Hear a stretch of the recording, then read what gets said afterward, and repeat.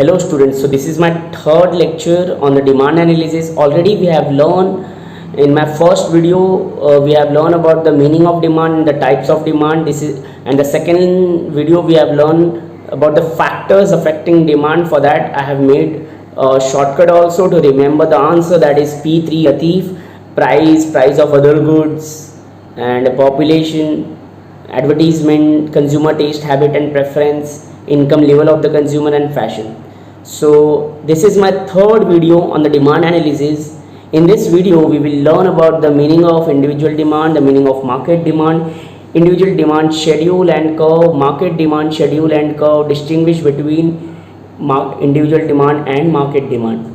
So this all contents we are going to cover in this particular video. So let's start with the individual demand. What is individual demand? When the demand made by the individual person at a particular price and at a particular time is known as individual demand. जब individual demand, जब किसी एक person का हम demand calculate करते हैं, हम देखते हैं कि प्राइस को लेके वो कैसे रिलेट करता है, कैसा रिएक्ट करता है, तो उस ऑब्जर्वेशन को हम कहते हैं ये इंडिविजुअल डिमांड है. ओके, तो एक सिंपल सा मीनिंग है, individual demand refers to a quantity of commodity demanded by an individual at a particular price and a particular time.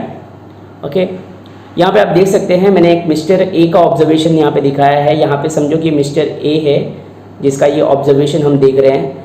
Mister A जब मार्केट में गया, तो मार्केट में जब वो एप्पल खरीदने गया तो एप्पल का प्राइस 5 रुपीज़ पर केजी था, तो उसने 1 केजी ही खरीदा. फिर एक दिन मार्केट में गया, एप्पल का प्राइस 4 रुपीज़ था, तो उसने 2 केजीज़ खरीदा. फिर एक दिन मार्केट में गया, एप्पल का प्राइस 3 रुपीज़ था, तो उसने 3 केजीज़ खरीदा. 2 हो गया तो 4 और 1 हो गया तो 5. तो जैसे जैसे एप्पल्स के प्राइस कम हो रहे हैं वैसे वैसे यहाँ पे डिमांड बढ़ रहा है. तो यहाँ पे प्राइस कम हो रहा है और डिमांड बढ़ रहा है. ये मिस्टर ए का बिहेवियर है. तो यहाँ पे हमने इंडिविजुअल डिमांड कर्व भी हमें देखना है. ये मैंने ऑलरेडी ड्रॉ करके रखा है पहले से. यहाँ पे हमारा प्राइस ऑफ द कमोडिटी और यहाँ पे क्वांटिटी डिमांड. ओके, तो इसमें हम देखेंगे कि कैसे एक इंडिविजुअल पर्सन, देखो ये है प्राइस ऑफ द कमोडिटी और ये है क्वांटिटी डिमांड. मैंने प्राइस का प्लॉटिंग 1 2 3 4 5 किया है और क्वांटिटी डिमांड का प्लॉटिंग भी है. देखो 5 रुपीज़ जब एप्पल का प्राइस था तो वो कितना डिमांड करता था, 1. जब 5 रुपीज़ था तो वो कितना डिमांड करता था, 1. 4 हुआ तो 2, 3 हुआ तो 3, 2 हुआ तो 4 एंड 1 हुआ तो 5.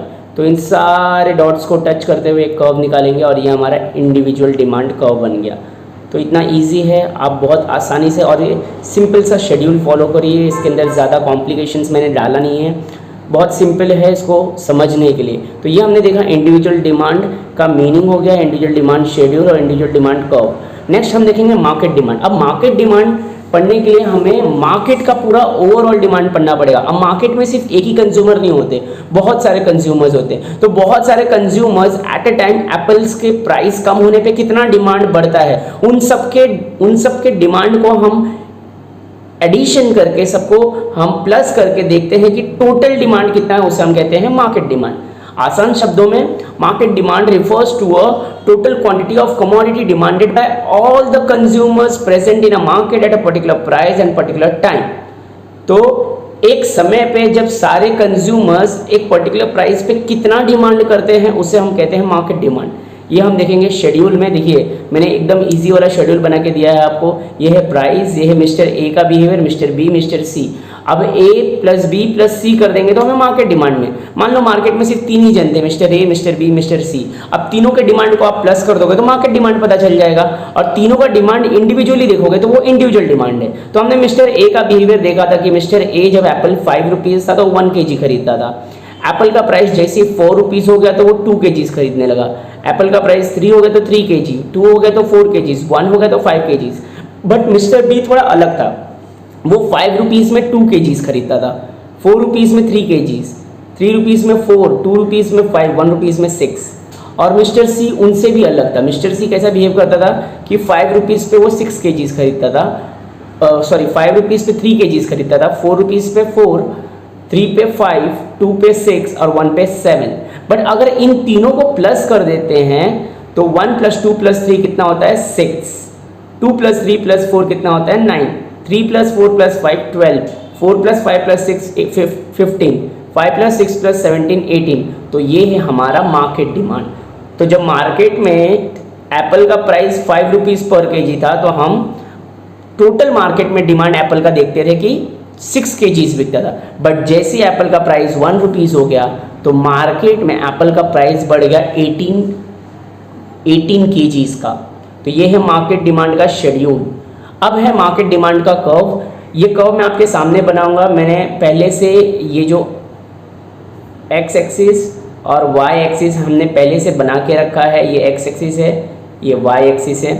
ओके, तो यहाँ पे हम देखेंगे कि जब मार्केट में प्राइस 5 रुपीज़ था तो डिमांड कितना था। तो प्रीवियस डायग्राम में हम देखेंगे मार्केट में जब 5 रुपीज़ था तो डिमांड कितना था 6, 4 पे 9, 3 पे 12, 2 पे 15, 1 पे 18। ओके, तो मार्केट में जब 5 रुपीज़ था पर्टिकुलर प्राइस,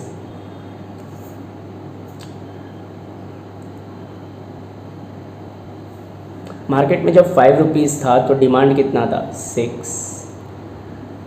जब 4 रुपीज़ हो गया तो डिमांड कितना हो गया 9, 3 रुपीज़ हो गया तो डिमांड कितना 12, 2 हो गया तो डिमांड कितना 15, और जैसे एप्पल का प्राइस कम होकर 1 रुपीज़ हो गया तो डिमांड हो गया 18। इन सारे डॉट्स को कनेक्ट करते हुए एक कर्व निकालेंगे और ये हमारा DD curve, demand curve of market.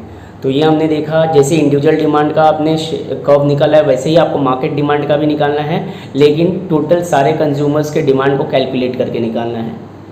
यहाँ पे हम देखेंगे distinguish between individual demand and market demand.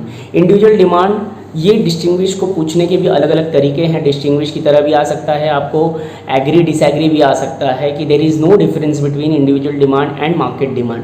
तो आप आंसर क्या लिखोगे, I disagree with this statement because there are various difference between individual demand and market demand.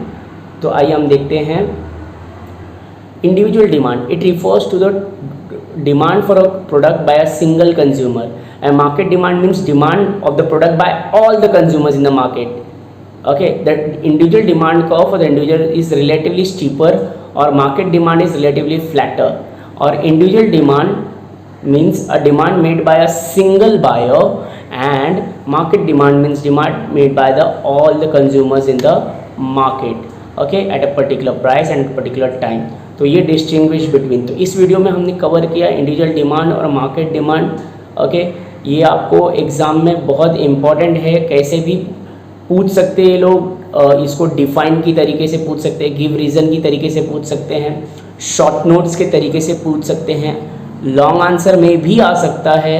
Even आपको ये इंडिविजुअली एक एक करके आपको डिफाइन में भी पूछ सकते हैं कि explain the demand curve, explain individual demand curve, explain the market demand curve, और may be schedule, distinguish, give reason, किसी भी तरीके से पूछ सकते हैं। ये जो डिमांड चैप्टर के जितने भी क्वेश्चंस मैं आपको पढ़ा रहा हूँ ये सारे इंपॉर्टेंट है क्योंकि सबसे ज़्यादा बोर्ड में इसके ही क्वेश्चंस पूछे जाते हैं। तो इस वीडियो में इतना ही। आगे वाले वीडियो में बहुत ही इंपॉर्टेंट टॉपिक सिखाने वाला हूँ, law of demand. Thank you so much.